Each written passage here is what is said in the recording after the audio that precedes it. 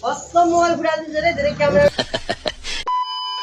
Hello guys welcome to my YouTube channel नाम चाहिँ ST bagger. आज चाहिँ म साथीको घरतिर जानु पर्यो भनेर मस्तसँगले हातमुख धोएर ज्याकेट स्याकेट लगाएर म चाहिँ लागेँ साथीको घरतिर। साथीको घर पुग्ने बित्तिकै साथीले त यस्तो भने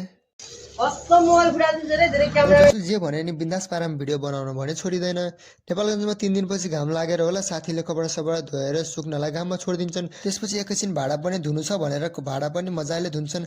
मेरो साथीसँग बिहे गर्ने केटीले त भाडा धुने र कपडा धुने दुःख नै गर्नु पर्दैन। अनि भाडा धोएर कुच्चो पनि लगाउँछन् र धोएको भाडालाई भित्र ल्याउँछन्। अनि एउटा कुरा गाइज, मेरो च्यानलमा 200 सब्सक्राइबर पुगिसकेको छ। हजुरहरूको मायाले गर्दा अब यस्तै गर्दै छिटै नै 1K सब्सक्राइबर पुगाइदिनु होला भन्दै हार्दिक अनुरोध गर्दछु। अनि त्यसपछि म कम्प्युटर क्लासतिर जान्छु। साथी अगाडि आएर कुरेका रहेछन्। हाम्रो कम्प्युटर क्लास चाहिँ नेपालगञ्ज गोल्डन गेट हो र यो नेपालगञ्ज बीपी चोकमा रहेको छ। र आज मैले 2वटा आइडी कार्ड अनि मेरो युट्युबको लोगो र सर्टिफिकेटको डिजाइन बनाएको छु। सो गाइज आजको मेरो मिनी ब्लग चाहिँ यति नै। Thanks for watching.